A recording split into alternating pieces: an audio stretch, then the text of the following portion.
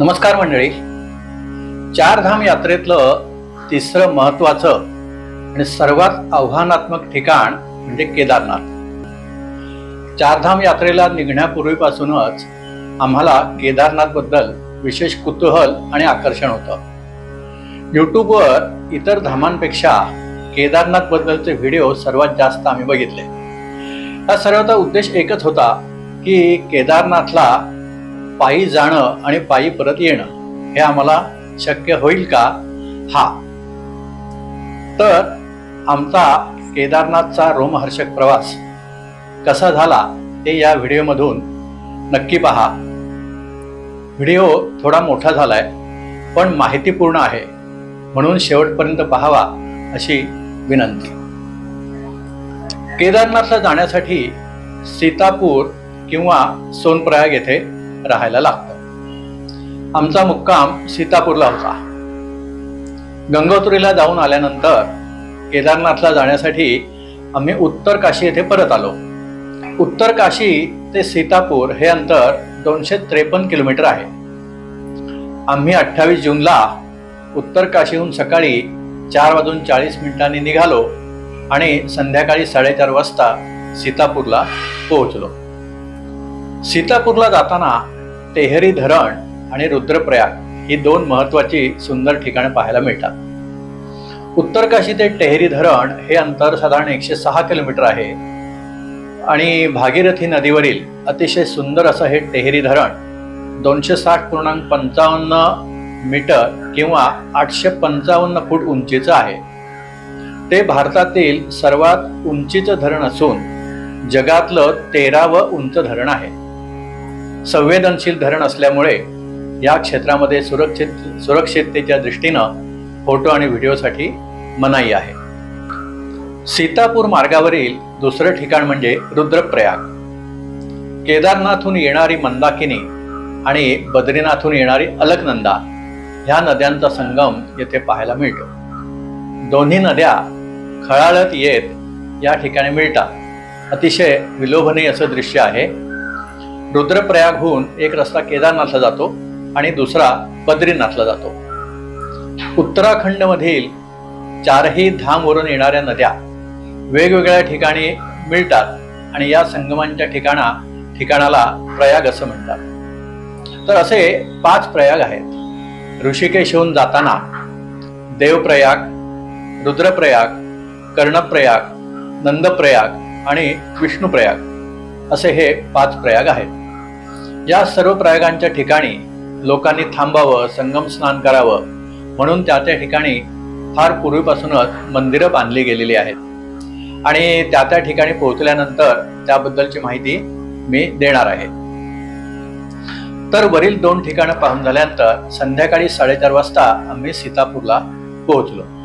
आता दुसरे ऋषी केदारनाथला जायचं होतं. गौरीकुंड ते केदारनाथ हे 16 ते 18 किलोमीटरचं अंतर चालत, घोड्यावरून, पालखीमधून किंवा पिठ्ठू करून जावं लागतं.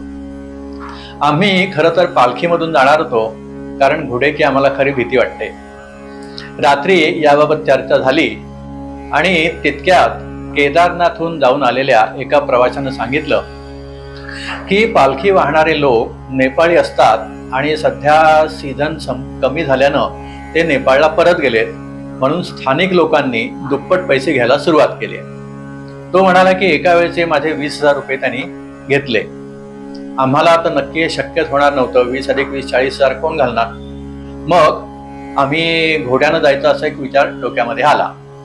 मग टूर मॅनेजरने असं सांगितलं की जर तुम्ही घोड्यानं जाणार असाल तर इथे एक घोड्याचा मालक आहे, तो नेहमी इथे येतो आणि सरकारी दराप्रमाणे तो एका वेळेचे 3,500 रुपये घेतो.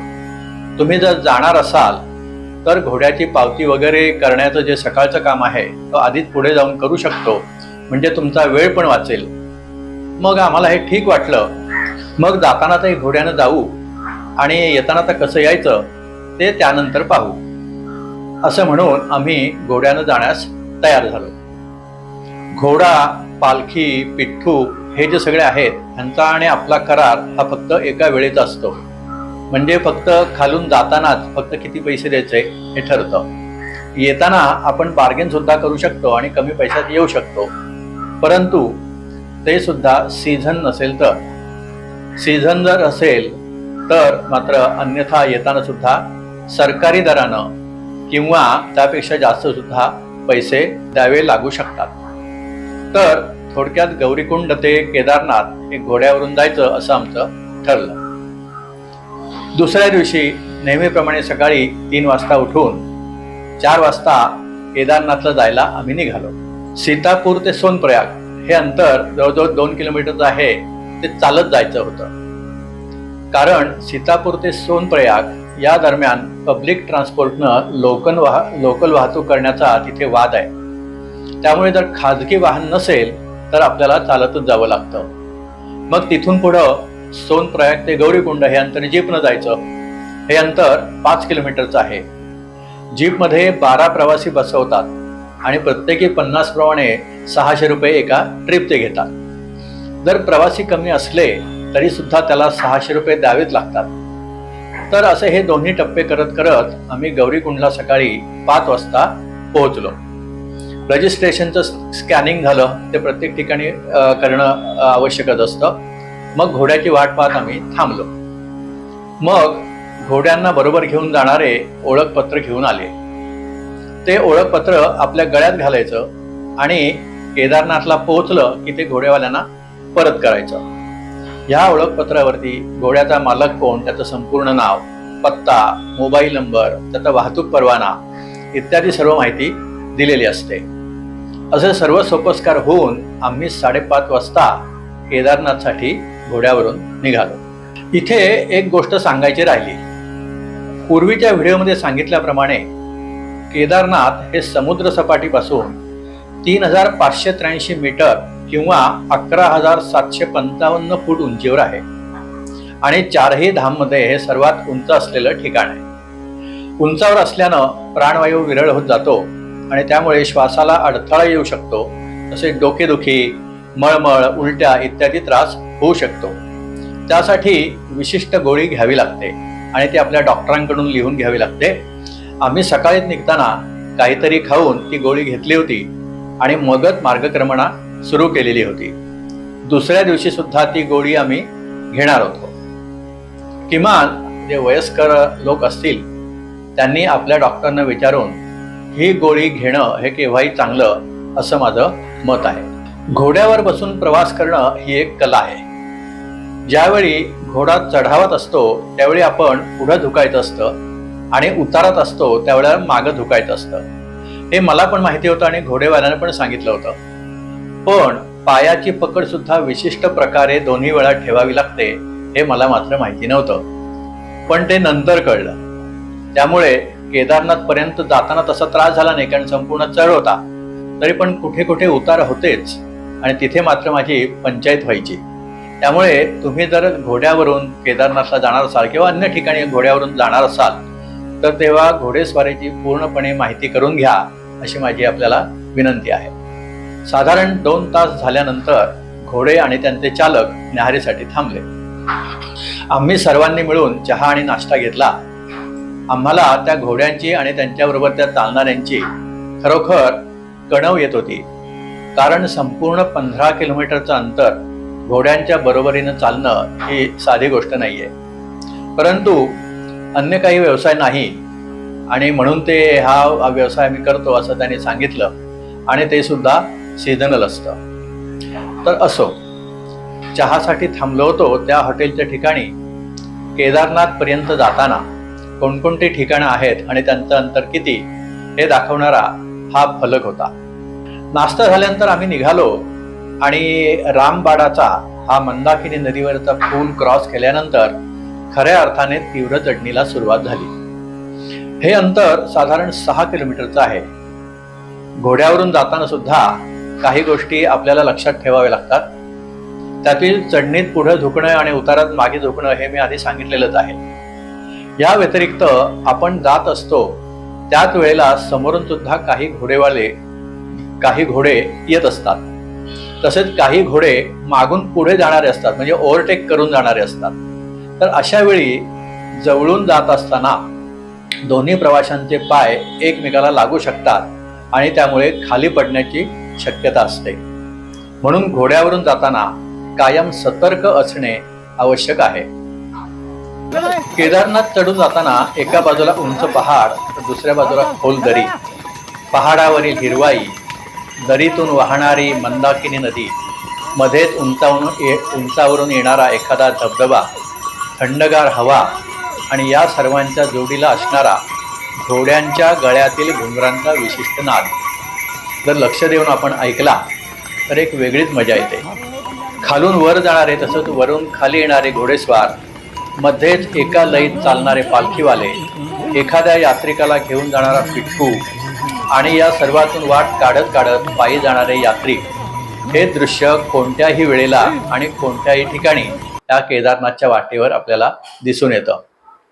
आपण घोड्यावर जरी असलो तरी सतर्क राहूनच हे सर्व न्याहाळत असतो आणि या सर्व पार्श्वभूमीवर मी काही व्हिडिओ केलेले आहेत, ते आपण पहा.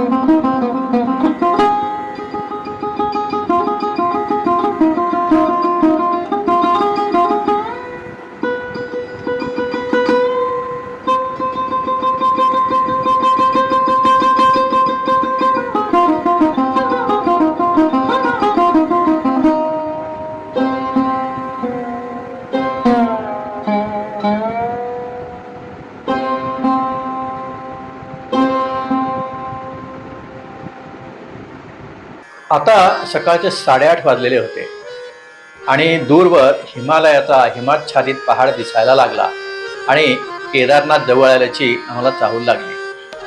तरीसुद्धा तेथे पोहोचेपर्यंत तो तसाच दिसेल याची शाश्वती नाही, कारण केदारनाथचं हवामान हे अनिश्चित असतं. केव्हाही ढग येऊन पाऊस सुरू होतो आणि तेथे असा मोठा पहाड आहे हे सुद्धा कळून येत नाही. आम्ही बेस कॅम्पवर पोहोचलो तेव्हा 9 वाजून गेलेले होते आणि प्रवाशांना घोडेतळावर सोडल्यानंतर घोड्यांना या ठिकाणी थांबवून ठेवतात. तिथला हा मी छोटासा व्हिडिओ घेतलेला आहे. आता पुढचा टप्पा म्हणजे 2 किलोमीटर चालत जाणं. आम्ही चहा घेऊन चालायला सुरुवात केली. हा रस्ता काहीसा सपाट आहे आणि 1-2 ठिकाणी चढ आहे. आम्ही साधारण 10:30 वाजता केदारनाथला पोहोचलो. प्रथम येते ती ओमची मोठी प्रतिमा. मग या ठिकाणी फोटोग्राफी झाली.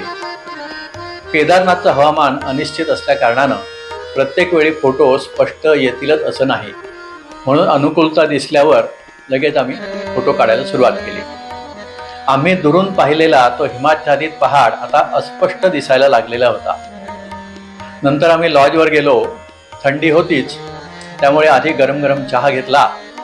थोड्या वेळानं राजमा, भात आणि पराठा असं जेवण घेतलं आणि विश्रांती घ्यायची असं ठरलं. साधारण 3:30 वाजता आजूबाजूचा परिसर पाहण्यासाठी आम्ही बाहेर पडलो.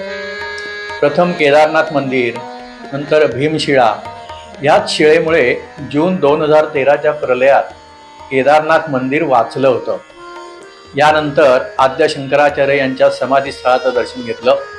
नंतर भैरवनाथ मंदिराकडे जायचं की नाही याबद्दल चर्चा झाली, कारण भैरवनाथ मंदिर केदारनाथपासून 1 किलोमीटर आहे आणि पूर्ण चढ आहे, म्हणून जाण्याची खरी मानसिक तयारी होत नव्हती. पण शेवटी असा निर्णय झाला की परत आपण इथे कधी येणार आहोत, म्हणून मग चला जाऊया. काही वेळातच भैरवनाथ स्थानावर पोहोचलो. वरून दिसणारी ही केदारनाथ परिसराची हे दृश्य पहा, अतिशय सुंदर आहेत. परिसरात होणारी नवीन बांधकामं, 2013 मधील प्रलय काळात खाली आलेला मलबा आणि मंदिराला वाचवणारी ही भीमशिळा आणि केदारनाथ मंदिर असा हा सर्व परिसर मुद्दाम मी टिपलेला आहे. नंतर भैरवनाथाचं दर्शन घेतलं आणि मग आम्ही खाली आलो. तेवढ्यात पाऊस सुरू झाला. मग हॉटेलवर येऊन विश्रांती घेतली. जशी आरतीची वेळ झाली संध्याकाळी 7 वाजता तसा पाऊस थांबला. मग परत एकदा आळस झटकून आम्ही आरतीसाठी निघालो. मंदिरात आधीच भाविक सगळे पोचल्यामुळे बाहेर उभं राहायला लागलं. आरती सुरू होती. सर्व भाविक फोटो काढत होते, व्हिडिओ काढत होते.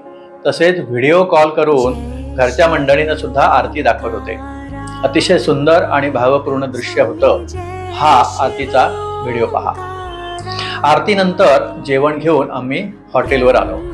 दुसऱ्या दिवशी पहाटे 3 वाजता आम्हाला अभिषेक पूजेसाठी तयार राहायचं होतं, म्हणून मग लवकर झोपायला हवं. दुसऱ्या दिवशीचे घालायचे कपडे वगैरे मी बाजूला काढून ठेवले. अभिषेकासाठी चितळ्यांचं दूध आम्ही इकडून नेलेलं होतं. प्रसाद स्थानिक दुकानातून घेतला होता आणि अतिशय थंडी होती, त्यामुळे पहाटे आंघोळ करता येणार नाही या विचारानं मी रात्री झोपण्यापूर्वीच आंघोळ केली. थोड्या वेळानं 3 वाजता गुरुजींच्या निरोपाप्रमाणे आम्ही मंदिराजवळ गेलो. पूजेसाठी प्रत्येकी 1500 रुपयाची पावती करावी लागते. आमच्या पावत्या घेऊन गुरुजींचा माणूस तिथे आला. मग मंदिरात गाभाऱ्यात 5-5 जणांचा ग्रुप करून ते गुरुजी संकल्प सांगत होते. शिवलिंगाला तूप लावायचं आणि नैवेद्य दाखवून प्रार्थना झाली की आपली पूजा संपन्न झाली. मी तेथील व्यवस्थापकाला विचारलं की आम्हाला मंदिरात रुद्रपठण करायचंय, तर कुठे करता येईल? तो म्हणाला, गाभाऱ्यात तर शक्यच नाहीये, मंडपात या दाराजवळ तुम्ही पठण करू शकता, पण थोड्याच वेळेत हा दरवाजा भक्तांसाठी उघडला जाणार आहे, त्यावेळेस तुम्हाला बाहेर जायलाच लागेल. तेथे खरं म्हणजे तर जेमतेम उभं राहता येईल एवढीच जागा होती, पण म्हटलं चला तेवढंच आपलं समाधान. मग आम्ही चौघांनी रुद्रपठण केलं आणि देवाच्या सान्निध्यात राहायला मिळालं म्हणून अतिशय समाधान झालं. यानंतर बाहेर येऊन आम्ही सर्वांनी आरती मंत्रपुष्प म्हटला. तोपर्यंत सकाळचे 5 वाजले होते. हळूहळू पहाडावरील बर्फ दिसायला सुरुवात झाली होती. त्याचे परत एकदा फोटो काढले. पहाटेची वेळ, थंडगार हवा, लाऊडस्पीकरवर सुरू असलेले मंदिरातील स्तोत्रपठण आणि ते बर्फाच्छादित पहाड पाहून मनात आध्यात्मिक उर्मी दाटून आली. असं म्हणतात की यमुनोत्रीला भक्ती, गंगोत्रीला ज्ञान, केदारनाथला वैराग्य आणि बद्रीनाथला मुक्ती मिळते. केदारनाथचा परिसर खरोखर वैराग्य निर्माण करणारा आहे. म्हणूनच येथे किंवा हिमालयात अन्यत्र साधू संन्यासी येऊन राहिलेले आपल्याला दिसतात. आता हे साधू बाबा पहा, केवळ भस्म आणि एक वस्त्र नेसून आहेत. या सर्व वातावरणात मत्स्यगंधा नाटकातील पद मला आठवलं. साध देती हिमशखरे शुभ्र पर्वतांची, क्रमीन वाट एकाकी ब्रह्मसाधनेची. ते पद मी तिथे उभं राहून म्हटलं. त्याची ही एक झलक पहा. साध देती हिमशिखरे शुभ्र पर्वतांची, साध देती हिमशिखरे शुभ्र पर्वतांची, क्रमीन वाट एकाकी, क्रमीन वाट एकाकी ब्रह्मसाधनेची. साध देती हिमशिखरे शुभ्र पर्वतांची, कैलासाचा कळस ध्वज कौपिनाची, कैलासाचा कळस, कैलासाचा कळस ध्वज कौपिनाची, आढळत्या ध्रुवावरती दृष्टी यात्रिकाची. मला नाही उरली आता ओढ प्रपंचाची, साध देती हिमशिखरे शुभ्र पर्वतांची. मग चहापान झालं आणि परतीच्या प्रवासाची चर्चा सुरू झाली. आम्ही दोघं आणि शिधे पती पत्नी दोघं अशा चौघांनी चालत जाण्याचा निर्णय घेतला. खाली पोहोचण्याची घाई नव्हतीच, कारण मुक्काम सीतापूरलाच होता. आणि दुसरं असं, केदारनाथ दर्शन छान झालं होतं, त्यामुळे काळजी नव्हती आणि निसर्गही चांगला होता. मग खाली उतरून तर जायचंय, त्यामुळे हळूहळू आसपासचा निसर्ग न्याहाळत जाऊ असा विचार केला आणि 6:30 वाजता आम्ही चालायला सुरुवात केली. खरं तर घोड्यावरून वरती येताना रस्त्यातील मोठमोठे दगड आम्हाला अडचणीचे वाटले नव्हते, पण सुरुवातीपासूनच ते पाहून आम्हाला थोडी साशंकता आली. पण म्हटलं हे काही जरी झालं तरी आपल्याला चालतच जायचंय. मग आम्ही चालणं सुरू ठेवलं. मध्ये मध्ये रस्त्यात अर्ध्या भागात पायऱ्या तर अर्ध्या भागात रॅम्प सारखा रस्ता होता, पण कोठूनही गेलं तरी वेग घेता येईना. त्यामध्ये घोड्यांची वर्दळ तर नकोशी होते, कारण दोन्ही बाजूनी येणारे घोडे, त्यातच पालखीवाले, पिठ्ठूवाले अशी गर्दी झाली की थांबावंच लागतं. काही काही वेळेला घोडे अगदी आपल्याला स्पर्श करून जातात. त्यावेळी जर लक्ष नसेल तर लोटांगण नक्की झालंच म्हणून समजा. म्हणून मग घोडे जवळून जाताना आम्ही आमच्या हातातली जी काठी होती त्याशी समोर धरायचो. मग ते घोडे थोडे बाजूने जात असत. या गोष्टीवरून घोडेवाल्यांबरोबर शाब्दिक बाचाबाची ही सुद्धा ठरलेलीच होती. काही काही ठिकाणच्या रस्त्यात तर मोठमोठे खड्डे आहेत, त्यामुळे ते चुकवण्यासाठी दुसऱ्या बाजूला जायचं जरी असलं तरी थांबावं लागायचं.